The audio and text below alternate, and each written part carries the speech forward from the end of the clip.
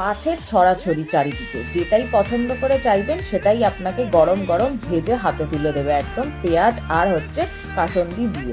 কোথায় আবার? বকখালি সমুদ্র সৈকতে। বিকেল হতেই পুরো সমুদ্র সৈকতের ধারটা এরকম সুন্দর সুন্দর মাছের স্টলে সেজে ওঠে। আমরা কি কি মাছ ভাজা খেলাম সেটাই আজকে আপনাদের সাথে শেয়ার করব। আমুদি মাছ আর চিংড়ি মাছ এগুলোই 100 টাকা করে প্লেট, 10 থেকে 15 পিস মতো থাকে, কম বেশি হতে পারে, সেটা ওখানে গিয়ে দরদাম করলেই বোঝা যাবে। আর এই 5টা কাঁকড়া নিয়েছিল 100 টাকা, আর এইভাবে রান্না করে দেওয়ার জন্য কিন্তু ওনারা কোনো চার্জেস দেন না। আর প্রথম দিন লোটে মাছ খেয়েছিলাম 15 টাকা দিয়ে, সেটা খেয়ে ঠিক মন ভরেনি।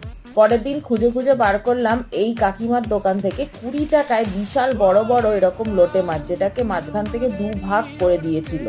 লোটে মাছটা খেয়ে মন প্রাণ ভরে গেছিল কাঁচা পেঁয়াজ আর কাসুন্দি দিয়ে। তারপর দেখলাম এখানে পিৎজা বার্গারের একটা দোকান হয়েছে, কিন্তু আমরা খাইনি, মাছ ভাজা